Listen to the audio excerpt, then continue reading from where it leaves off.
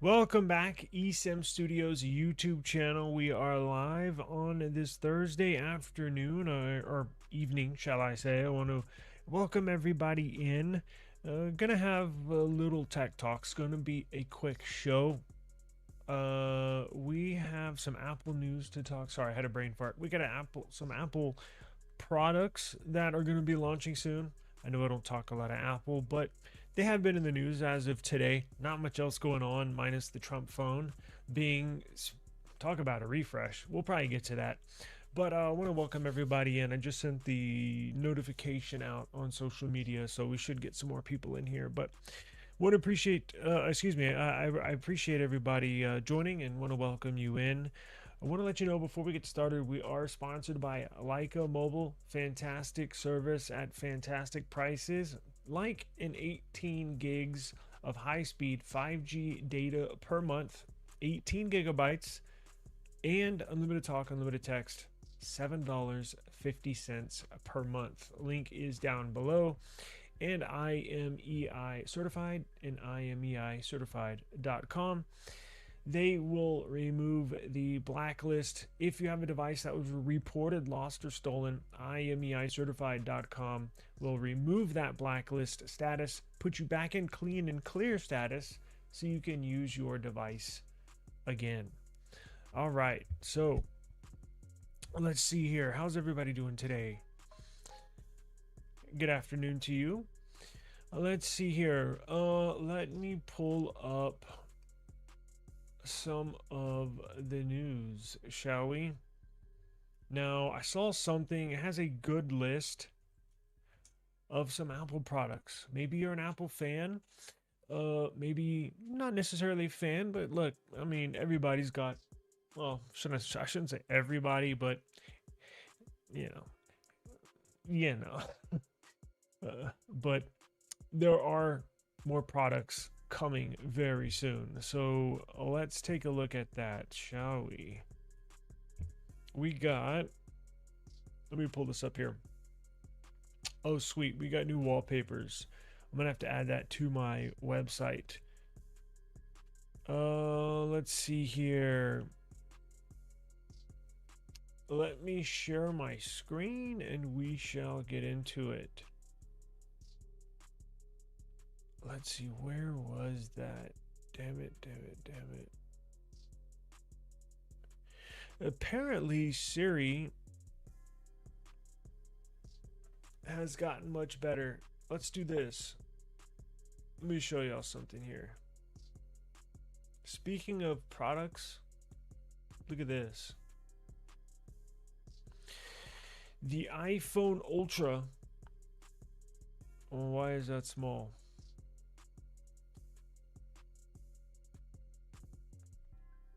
Damn, what happened to all my presets? StreamYard. Okay, iPhone Ultra right here. So, here's 6 new features that are coming to this. And I'm not big on foldables. Maybe you could help me out. I think it shares the majority of these with the devices like the Z Fold 7, Motorola Razr Fold design, book style foldable with titanium. Now here's the biggest thing, the crease free display. I know the Oppo Find N6 had it backwards. They claim theirs is not. See, they don't use the term crease free. I think they use, I can't remember what it is, maybe it's crease less, but let's be honest, it's still there. Because I watched a YouTube video, it might not look like the crease is there, especially if you're in a dark room or it's night outside. But if you hold it, I'm talking about the Oppo Find N6, their new foldable. If you hold it under a light, it's still there. It may be 95% gone, but it's still there technically. Now I cannot wait to see what this new iPhone Ultra looks like under direct light, because that's how you can tell if there's a crease or not, quite honestly. Yeah, you can rub your finger across it, but if you have a light source like one of these lights and you rotate just like on a phone, If you see the reflection of that and you run it across your display like this, it's supposed to be nice and smooth, no warping. We'll be able to tell with this iPhone Ultra if it's really going to be crease free. Now, look, I'm not getting one of these, but I'll be the first to congratulate them, to applaud them if they can seemingly get rid of this headache, this crease headache that a lot of people don't like. Apparently, it's a real thing. So if it is, I will applaud them, and hopefully Android manufacturers will be able to bring a crease-free display. We shall see. Time will tell. But it's not going to be 9 to 5 Mac lists the 6 greatest features. Now, it's this. They have right here displays a unique size and orientation. That's not necessarily true because, as you know, Samsung is coming out with their wide foldable as well. It's going to be similar dimensions to this iPhone Ultra. It's going to be like a passport style, passport dimension, foldable. Look, which should be interesting. I'm kind of interested to see how the cameras do on this iPhone Ultra. Do we know exactly what it's going to have? So it is confirmed, it looks like, a twin of 48 megapixel sensors. You're going to have a 48 megapixel main sensor and a 48 megapixel ultra wide sensor. No telephoto, no periscope lens, but I guess that's the trade-off for having a foldable like this. Now, they cannot put a periscope lens on here because it is so incredibly thin. Those periscope sensors are deep. In fact, it's the one that looks like a rectangle. So if you take your phone, or whatever phone you have, if you have a periscope sensor on there, it's the one that looks like a tall rectangle. It essentially is the same shape as like a display, kind of like this. It kind of like looks like this under the glass of the sensor. Those are deep. Like, those go way deep. Now, because it has to reflect the light a few times to get to the sensor, which can enable the zoom real far. So that's why this is so thin. They just can't fit a periscope telephoto lens in there, and that's why it just has the main and the ultra wide. But are you really going to be using this to take pictures? I mean, yes, but it's more of a multitasking designed device, quite honestly. Sure, you're going to take pictures. Sure, you're going to FaceTime, but in selfies, I guess. But if you really, are the photographer at heart and you take a ton of photos, this might not be the best device for you. Same thing on the Android side. If you're a huge photo taker, probably you're going to want a Signature, a Pixel, the Oppo Find X9 Ultra, something like that, Vivo X300. Those are the real camera focused devices, or the iPhone 17 Pro Max. Probably not going to want to be getting one of these. Will it take good photos? I'm sure it will, but it's when you start zooming in where you're probably going to see its capabilities, its limits as far as photos. Let's see. Every year they say, not necessarily no crease, but every year they say, oh, the crease got smaller. Oh, the crease got smaller.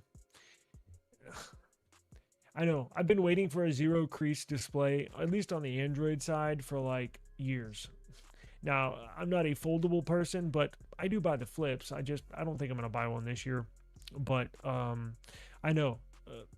Every year, I mean, I can even think of even having the Z Flip 3 or 4. They're like, oh, it's the crease is 30% less crease, and then the next year 40% less crease, blah blah blah blah blah. I'm like, the damn thing is still there. You've been seeing 30% less crease for the last 5 years, and it still hasn't gone to 100%. So it's like, what the hell? They always say that. I think this one's going to be different. I think. Now, the only reason why I say that is because Apple could have put out a foldable a couple of years ago, but they didn't until they eliminated the crease. from what I understand, that was the number one determining factor of why this iPhone Ultra is being launched right now and not last year or not 2 years ago. Remember, this has been in the making for, from what I understand, the last 5 years. So they've kept it under wraps for a few years. For probably 3 of those, we've known they were coming out with a foldable 2 years ago. Well, at least their roadmap said that, which means they've been planning on this. They've been making mock-up devices in the R&D team, trying to figure out a hinge. And apparently, it sounds like they got it right. I'll give them the benefit of the doubt. Now, again, I'm not getting one, but I'll watch a review or two. And if the crease is there, or if that light reflection warps a little bit as you're looking at that light, as you're looking at that reflection on the display when it's opened, if there's any little warp in the light, it's not a zero crease display. I'll give them benefit of the doubt, but we'll have to wait and see. Yeah, they had major creases, and it didn't necessarily bother me. Of course, using a flip and a fold, they're both foldables, but they are kind of different because on a flip, the crease is horizontal, right? And you essentially just touch it when you're scrolling. You don't touch it when you're typing or anything like that. On a foldable, that's obviously the crease is vertical, and moving stuff around on your screen, moving a window, dragging an app, playing games, I can see where that might be annoying. But for me personally, the crease and the flips that I've had haven't really been a big deal. I know everybody's different. Some people it does bother more than others. But I wonder how that, because again, I've never used a foldable. So I wonder if that would be more annoying if the crease is vertical compared to horizontal. I've never even thought about that until right now, quite honestly. But I get it, and here's the other thing that people don't take into effect or think about. The display is plastic. Essentially, it's plastic, because on a normal phone, it's glass. You can feel the glass. Well, when you use a foldable, it's not really glass. Now, it just feels like you're using a device that has a screen protector on it, like a film screen protector. But it does feel different. It really does. And here's the other downside. It shows smudges and oil from your fingers really bad. So that's something else. Maybe, since this will be Apple's first foldable, maybe, I don't know, maybe it'll be constructed of a different material. I'm talking about the folding display. Maybe it won't feel so plasticky like how Samsung's does. But that's something I was wondering about. Probably going to Best Buy to check it out, quite honestly, whenever it does come out. But I know some people like that, some people don't. Well, I shouldn't say some people like that. I'm going to say some people put up with it and some people don't. Yes, that's a fantastic point with their hinge. Now, their hinge is patented. That's one of the things that creates that crease-free display, is this new hinge that they have on there. It's liquid metal. So apparently it's a metal that is not a solid, it's a fluid. Now I'm sure it's a hard moving fluid, meaning like it doesn't flow as easy as water does, or let's say oil does, but it does move. I think technically it will be considered a fluid, obviously not a solid. It may be more like a paste, like a like thermal paste or something that has metal in it. Because what they're doing is when you open up that hinge, it's going to push that liquid metal to the top of where that crease is, and it's going to push that display up, so you don't have that little divot in there. And that liquid metal is supposed to push up the display and even it out on a level plane. So that hinge will be interesting. It's a brand new hinge, never before used by any manufacturer, by any company. And they literally designed it in-house, from the ground up, and they were approved for a patent on that hinge. Maybe I reported on it when it came out because it was big news. Everybody knew what they were going to use it for. Maybe 10 months ago, something like that. It will be interesting because that's a major part of the construction of the device that not many people think about, right? Because think about this, just like a hinge on a laptop, how some laptops you can raise it up with one hand, some don't. Do you want it stiffer? Do you want it a little loose? I mean, these are big decisions that people in the R&D department have to take into effect when you're constructing a brand new phone. And that's kind of like I always say, y'all do what you want, but me personally, I try not to buy the first generation of a absolute brand new product, a brand new SKU, a brand new model. Typically, you're going to have some road bumps along the lines within that year of launch. There's going to be stuff that pops up that they didn't think about initially that they usually correct in the second version. The hinge could be one of them, right? Is it going to loosen up over time? Now, of course, they test all this, right? They have machines that all they do is open and close, open and close, open and close, like a million times. And then after so many opens, humans will go examine it. Damn, did it get loose over time? Is it still sturdy? These are all very intricate parts of constructing a brand new phone, especially a foldable. Will it hold up over time? Will it get loose over time? All that.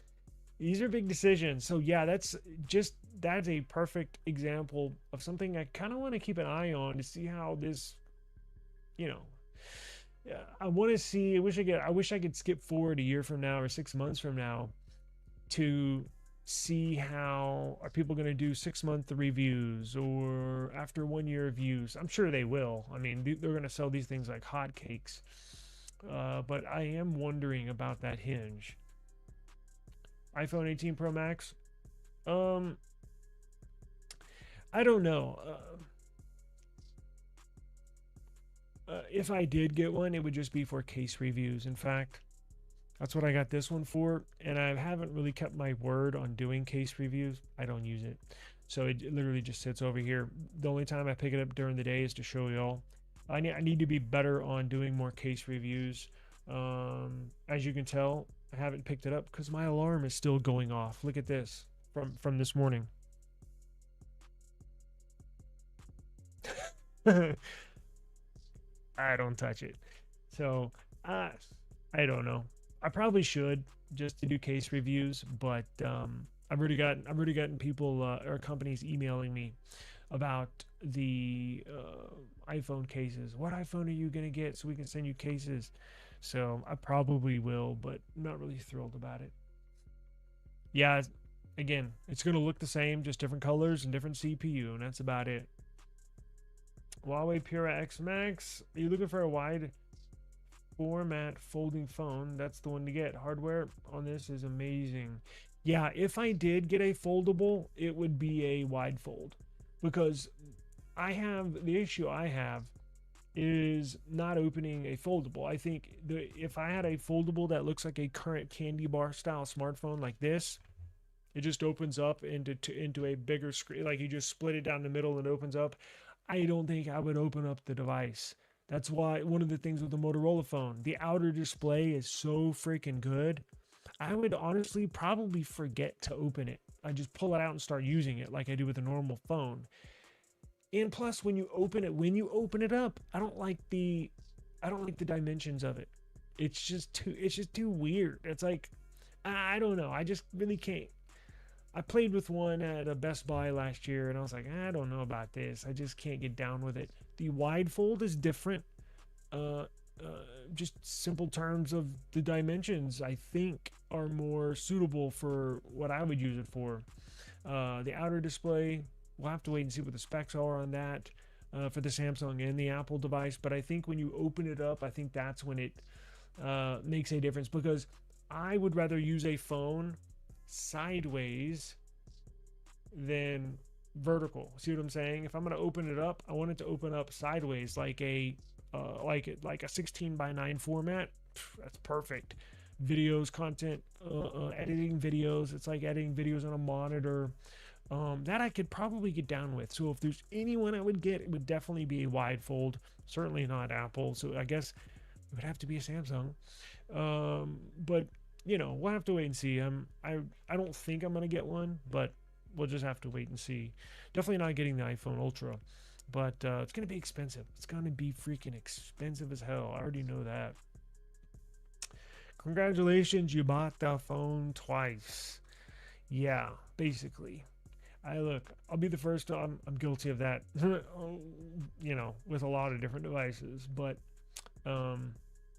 this should be interesting. Apple's C2 cellular modem. The first one, what did I say? The first generation of anything, whether it's a phone, a modem, a car, you typically have road bumps, speed bumps, hiccups that you're not expecting. Well, the C1 modem, good idea. I see the vision, but we're all waiting for the C2 modem.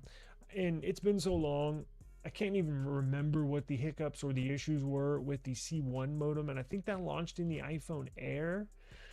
It didn't get, was it millimeter wave? It had to have gotten sub 6. I think that's what it was. It wouldn't support, I think, maybe y'all can correct me. It didn't support millimeter wave, which eliminates some bands, right? Which is not good. If you travel a lot, you're not going to be picking up all the frequencies that your device could pick up. This new C2 modem is supposed to be totally revamped. It's going to support sub 6. It's going to support millimeter wave. It's going to support essentially all frequencies around the world, from what I understand. So it looks like this one should be spot on, and it's going to be processed on a smaller foundation, meaning it should be more efficient on your battery, quite frankly, which is good for everybody, right? The A20 chip that's going to be in here is going to be very strong. Would certainly expect that. I don't think we have leaks, or maybe we do, on benchmark numbers, but regardless of what it is, it's going to be a strong performer. Let's see, Touch ID, the return of Touch ID. No more Face ID. Well, it's not gonna, I don't think it's gonna have the dynamic island, and it's certainly not gonna have Face ID. So this will bring back the Touch ID. It's gonna be implemented on the power button, which is common for foldables. I think most of them have the fingerprint scanner on the power button. So should be interesting. Pricing probably going to start out at $2,000 and that's the base model. Now what I really want to know is, what's the upgraded storage version? How much is that going to be? 3? Because these Apple devices, they price guide you. They price gouge you when it comes to upgrading storage. It's no secret. They do it with every single device they sell. The 1 terabyte model, potentially 2 terabyte model, could be close to $3,000. I would not doubt that. So interesting to see how this goes. Screen protectors, they recommend not putting a screen protector on there, quite honestly. Some of the foldables have pre-installed screen protectors, and they recommend you do not put on third-party screen protectors. I know you can go find some on Amazon for like the Moto Razr Fold, and it says do not. It says clearly when you unbox the device, in like the Flip 7 or like the Samsung Galaxy Flip series, it says do not install any aftermarket or third-party screen protectors on this device. Now, this was years ago, and I think it was a Flip 3. I had gotten a device, I don't remember, it was blacklisted or something was wrong with it, and I remember peeling that off. Oh my god, definitely don't do that. It messes up the display. So I can promise you they're going to tell you don't add anything to it. So I can almost guarantee you Apple's foldable is going to say the same thing. So now you can put one on the outside display. Of course, you can put a glass or film on the outside display. Don't touch the inside display. And if you are planning on getting one of these or any other foldable, you absolutely have to get insurance. These things are very fragile, very delicate, and I've quite frankly busted the screen on a few of these without hardly touching it. So you're gonna want to get you're going to want to get insurance on this. It's probably, here's the other thing Apple users are not aware of. Insurance for foldables are more expensive than candy bar style phones. It just is. So for a Samsung foldable, it's about $3 more expensive per month for insurance than a typical phone. But they do that because it's more delicate, more fragile. You have a higher chance of needing service on that device due to an issue than compared to a regular phone. So absolutely do not use, even if you buy it used, go find you third-party insurance online and get it and thank me later, because you're going to be kicking yourself if something happens. Because I've dropped mine on not even hard floors, regular laminate flooring from about 24 inches, 22 inches. Just knocked it off a side table on laminate flooring, like fake wood flooring. So it's not soft by any means, but it's not tile, right? It's not a super hard solid, and it busted the screen where any other phone would have survived like nothing. So these are very fragile, very, very fragile. You imported the Pure X. You like that, right? Pure X. Damn. Yeah, those are nice. I've seen those before. My alarm is still going off. I don't know why. Yeah, that's what it is. iPhone Air. I knew it was one of those, and I was thinking, no, I would had to have sub 6 because that's the most common. I was like, yeah, it's got to be missing. At least that's what I was thinking in my head. It's got to be missing millimeter wave. So this new C2 modem is going to support millimeter wave, which is good. Could not get away because they got hammered. They got criticized pretty heavily for that when the C1 modem was launched. I do remember that. I certainly do. Let's see here. I might have to get, what time is it? I probably have to get out of here soon. Is there anything else before we that is cool, but that's nothing new. iOS 27 lets you create your own iPhone wallpapers. Have y'all seen the new Siri? Apparently it's implemented in the beta version. I don't have that. I just have regular iOS on mine. Apparently the Siri is fixed, the AI, now that it's backed and powered by Gemini. The Magic Eraser works perfectly now, like Google Pixel and Samsung's do. Because remember how just a joke their AI was? Now it's seemingly fixed. So I think that is out and available, I believe, on the beta iOS, and it should reach stable iOS with here in the next month or two, probably.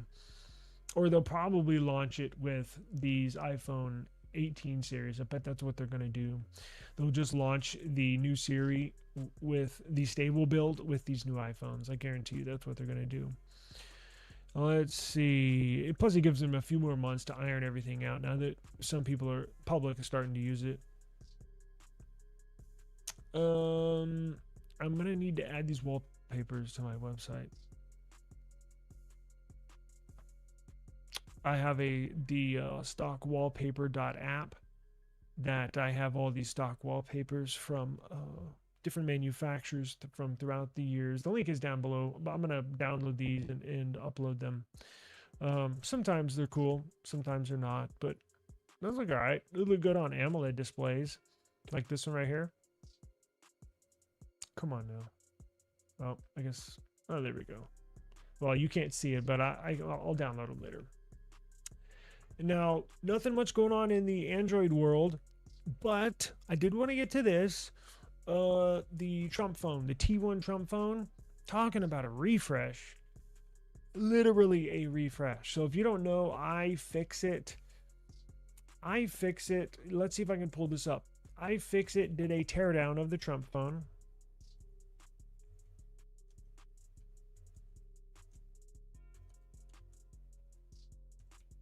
And guess what?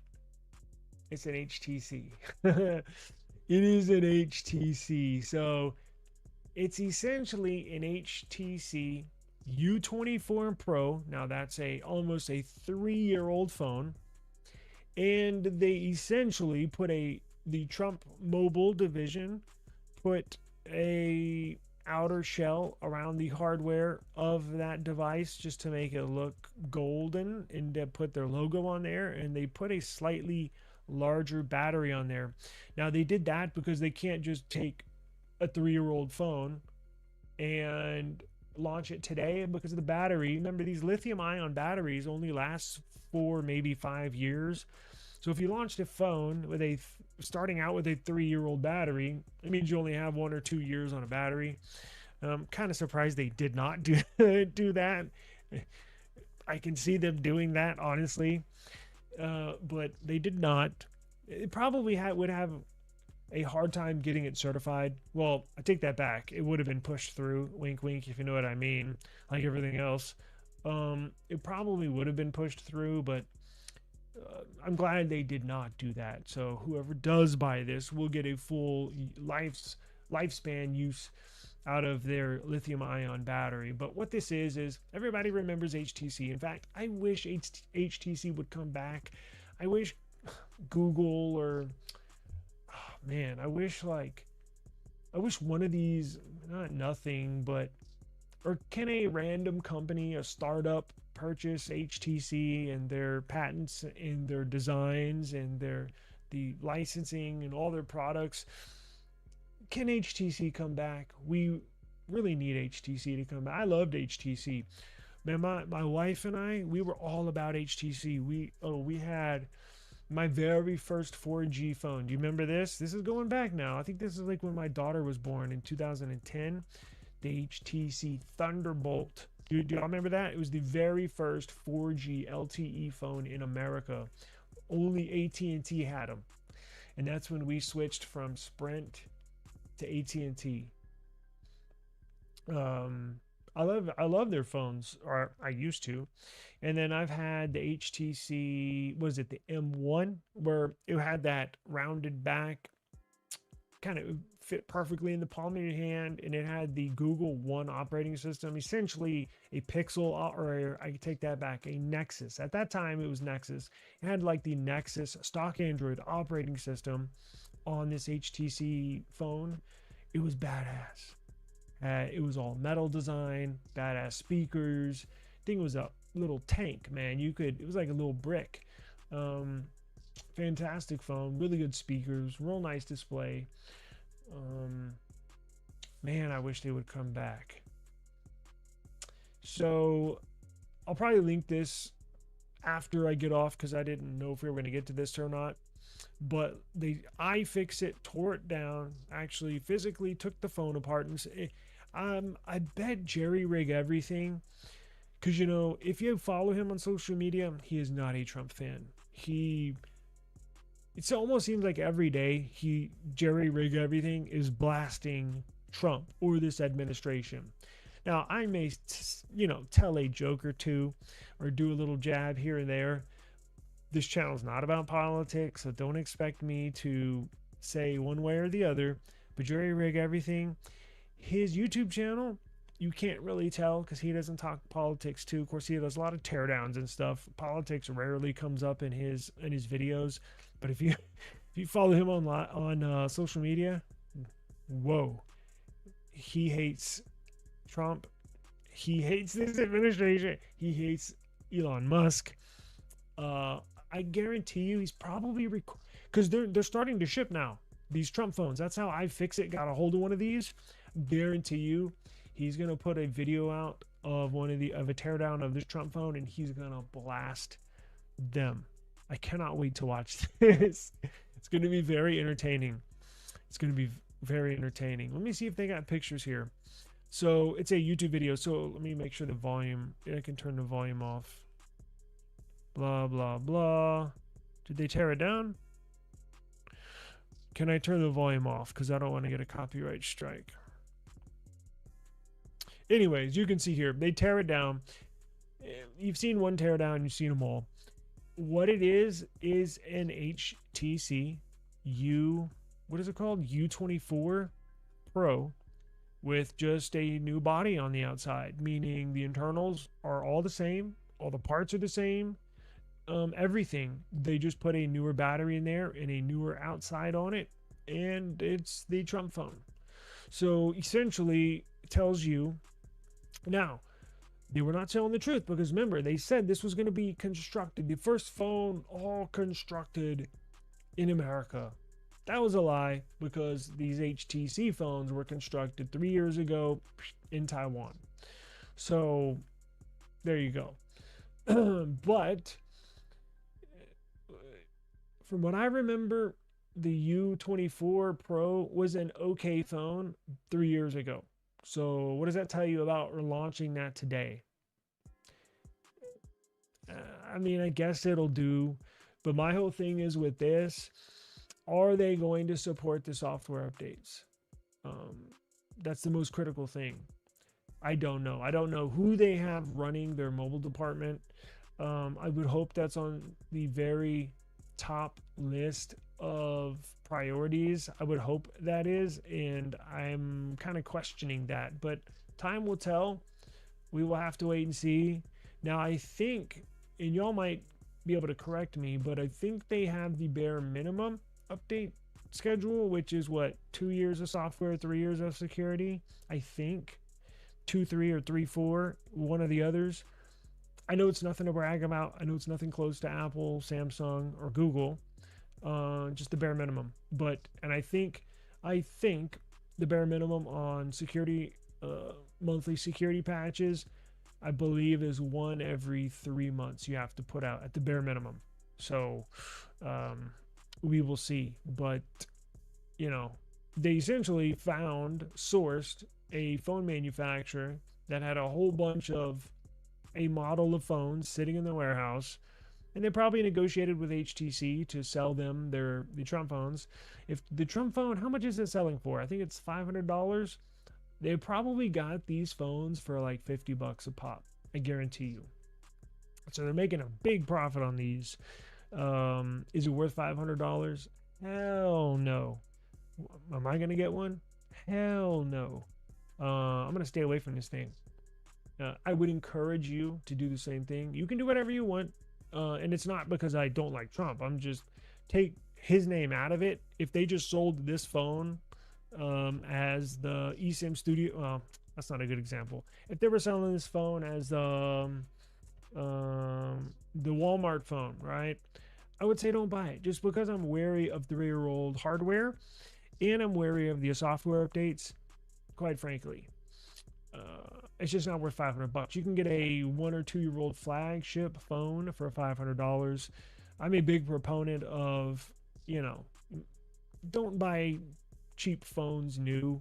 Buy a year or two old flagship phones for the same price you were going to spend on this new cheap phone. You see what I'm saying?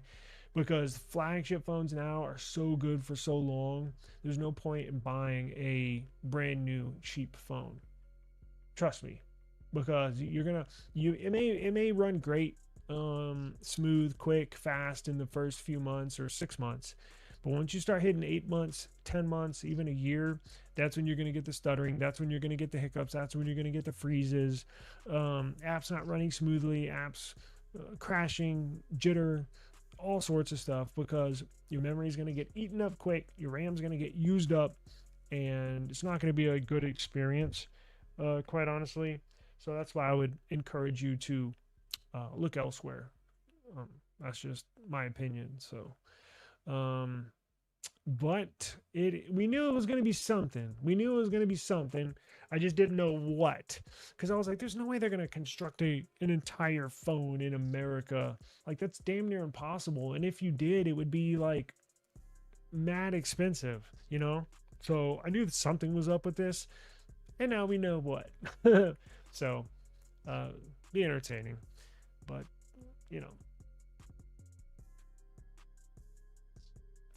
Yes, I'm. Before we get out of here, a great question.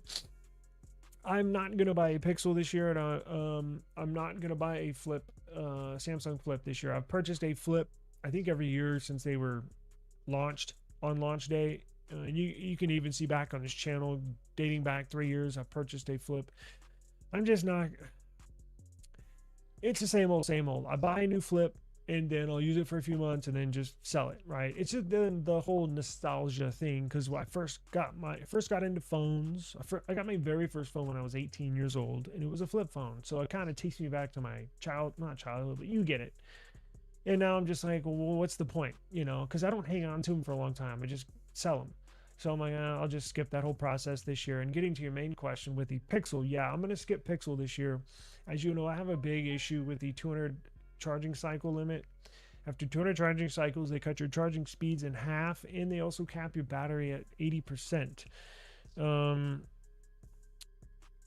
they even trick you a little bit, because even after 200 charging cycles, when you charge it up, when I say cap your battery at 80%, it'll show you can charge it up to full, and it'll show you in your notification bar, that little battery symbol. It'll show it 100% charged, but it's not. That 80% is the new 100%. You see what I'm saying? So they kind of trick you there. 200 charging cycles, if you use it every day, charge it once a day, every day, comes out to like 5 months and like 13 days or something like that. So essentially 5.5 months. Why am I going to buy a $1,200 phone when I'm only going to use it for 5 months, and then it's going to go in the drawer like my Pixel 10 Pro over there? Makes no sense to me. Also, I know people love their Pixels, and trust me, I am still kind of one of those people. But if you look at the Pixel in a vacuum, meaning you don't compare it to any other phone, you just have your Pixel and you have blinders on, it's a good phone. You can use it for daily use. It's fast, it's quick, all that good stuff. Takes good photos, videos, right? But take those blinders off, you got some decent options out there that, quite frankly, are a better deal than the Pixel. You can look at your Samsung. I hate to say iPhone, but I guess we have to include that in there. It is a competitor. You have the iPhone for the same price. For $1,200, you can get something that's way better spec'd. Right? It's just like a car. You can get something for the same price, and they give you a whole lot more. So it's the main determining factor for me is the 200 charging cycle limit. I'm just not going to do it. It really, really, really grinds my gears, really pisses me off that this is not an option, that it's just implemented into the OS. You can't even turn it off. So I'm going to kind of take a stand here because it bothers me. And let me tell you my history for those of y'all that don't know. My wife is a bigger Pixel fan than I am. She has a Pixel and has net. She's tried to go to Samsung. She's tried to use a OnePlus. Can't do it. Loves Pixel. We have purchased at the very least 2 Pixels, sometimes 3, because my daughter's a Pixel user now as well. 2 to 3 Pixels every single year, dating back to the Nexus days. Even farther than that, going back to the G1. Speaking of old school phones, does everybody remember the G1? It was T-Mobile and Google's. Well, it's not T-Mobile. It was Google's very first smartphone. It was the black one with the sliding keyboard. You could slide it out like this. And then at the bottom, it kind of had it was not like necessarily like a banana or a banana phone, like that LG phone that was curved. It was a phone. It was just at the bottom, the bottom had a little slot, and it had the little ball on the bottom that you could use to maneuver, make choices on the screen. Rotating ball. Even purchased that. So it's a big deal for me to. Now she's gonna get a new Pixel. She wants whatever the new one is, the Pixel 11 Pro XL. I'm just not gonna buy one for myself. I'm probably gonna be the only person, but I'm gonna take a stand. I'm gonna put my money where my mouth is. It bothers me so much that I'm not gonna buy one for myself, because I'm gonna use it for 5 months and throw it in the drawer. So I say, well, what's the point? What's the point? So yeah, I'm gonna skip it this year. Now I'll do case reviews if she'll let me use hers, and probably do performance testing and comparisons with hers. But I'm not gonna get one this year. I'm not gonna. They pissed me off so much with that. You have no idea, and if you don't have a Pixel, you have no idea what I'm talking about. It takes me 2 hours to charge the phone. Like, it is insane. And from somebody coming from a OnePlus, that Motorola phone, even Samsung's gotten better with their charging on this S26 Ultra. It's pretty quick. Not OnePlus quick, but, you know, pretty quick. It's like, what's the point? And the battery life is not that good, right? It's not like, oh, you can one charge lasts 2 days, right? And then it takes 2 hours to charge. That's I can deal with that. But the battery life's not even that good. And it takes 2 hours to charge. So I'm like, what's the point? So I will be skipping, yes. AirPod Pros, pretty good. I mean, I got the newest ones. I mean, they're really good. In fact, if you have an iPhone, I wouldn't use anything else. The ANC noise cancellation, insane. The best noise cancellation I think I've ever experienced. I put these in one day and I was like, whoa. I think I was recording with that iPhone. I couldn't figure out what the hell was going on. It's that good. I was like, what the hell is going on? And I figured out it's literally nothing. Just no noise whatsoever. I was like, wow, that is insane. Not even Galaxy Buds are that good. So they're very good. And again, I like the way Apple products look. I just hate using them. But there's no operating system on those AirPods. They're good products. They are. They know how to make good earbuds. I'll give that to them. Made in China. They're going to be sold out for a while. If you're one of the lucky ones that can get your hands on one, I guarantee you can go get one for $2,000 and flip it for probably $3,000 in the first few weeks of this launching. So if you're a phone flipper, grab one if you can on Apple's website, turn around, throw it up on Swappa, on Facebook Marketplace. You'll be able to sell it for a good profit this year. Trump phone fold. Wouldn't that be crazy? It would be like Trump Mobile going to Samsung and be like, hey, do y'all have any Fold 5s left over or Fold 4s by chance? Samsung's like, yeah, matter of fact, we do. And then they put out the Trump Fold, and it's a refreshed Z Fold 4, right? Like, what the hell is this? Big ass crease down the middle. Oh, cameras suck. That would be funny. Probably what they would do. For mid-range phones, I would say 18 months to 2 years for mid-range phones. For flagships, probably 3 to 4 years. I think you're good on flagship phones. Realistically, you could probably stretch it to 4. My only concern would be the battery, but usability should be fine as long as you don't run out of memory. Cameras, like for this S26 Ultra, it'll be fantastic 4 years from now. It's just once you get to 4 years, you got to start thinking about replacing the battery. But hardware-wise, camera-wise, screen-wise, should be fine. It should be fine. But mid-range is what you got to worry about because they put the not subpar, they just don't put the best parts in these mid-range phones. So I think 18 months to 2 years is probably the limit on mid-range. I think that sounds about right. And it's not necessarily due to battery concerns in the mid-range as much as it is processor speed, memory. Those things typically go out quicker on mid-range phones because the parts are just not premium parts, right? So that's a good question. Yeah, I mean, I can't do foldables. They are, man, they used to be on top of the world, or phone world. Yeah, new phone. Yeah, I knew what you meant.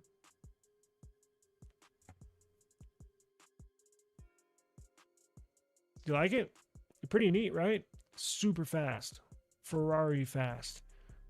Nice and smooth. Actually, the best device, I was thinking about this, the best device for an iPhone user to switch to Android is a OnePlus phone. Maybe the OnePlus operating system is almost identical to iOS. It's really weird. Now, I know y'all are probably saying, well, hold up. I thought you said you hate using iOS. I do. Now it's not identical. I can see it takes some features from iOS, but like the pull down menu, notification menu, and they do a dynamic island type of notification thing that looks fairly similar to iOS. It's not totally identical, but pretty close. Best mid-range phone? Oh boy, I don't use mid-range phones, so I have no clue. To be honest with you, I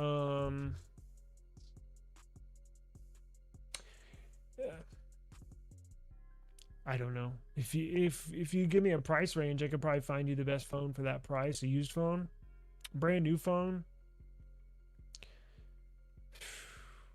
probably the OnePlus 15R. Now, I was gonna say the Signature. It has flagship specs. This would be on the high end of mid-range, because I think you can grab one on eBay for like $650, and that's a freaking steal. So if you want to spend $650 right up in that 600 range, get you a Signature. OnePlus 15R, as I mentioned, is good. But if you're gonna spend $600, why not get the Signature, right? $650. I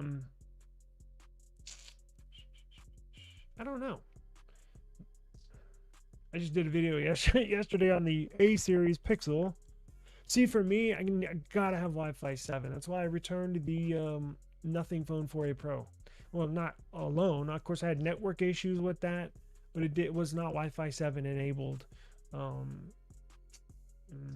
don't know. I may think about that and get back with you tomorrow, because I have no clue.